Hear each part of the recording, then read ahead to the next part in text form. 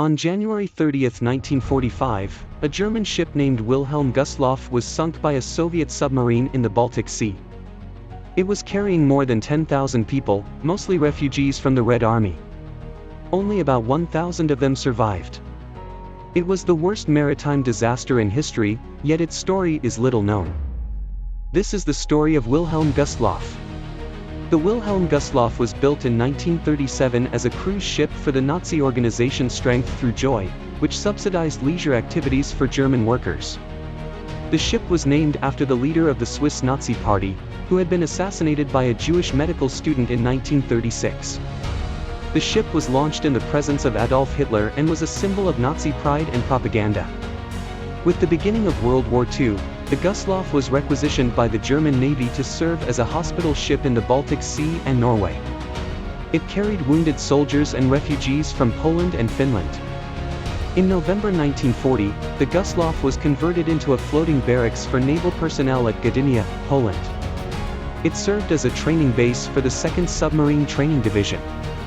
The ship was fitted with anti-aircraft guns and cannons for defense against air raids.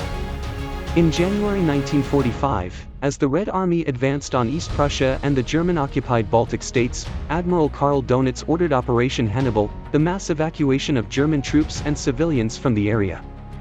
The Gustloff was one of the ships assigned to transport evacuees to safety. On January 30, 1945, at 9:15 p.m., the Gustloff was sailing in the dark without escort or illumination. However, it was spotted by a Soviet submarine, S-13, commanded by Captain Alexander Marinesco. The submarine fired 3 torpedoes at the Gustloff, hitting it in the bow, amidships, and stern. The ship lost power and communication. The ship began to list and sink rapidly.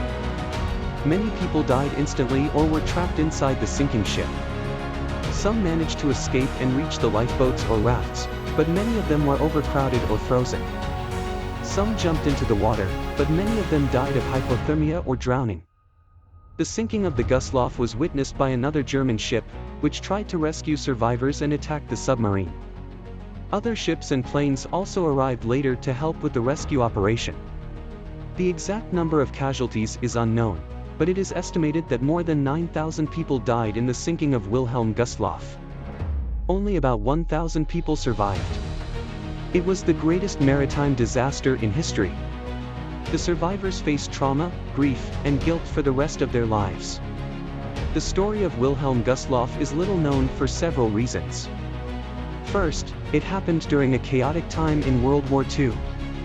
Second, it involved a Nazi ship carrying mostly German civilians and soldiers. Third, it was overshadowed by other events in history.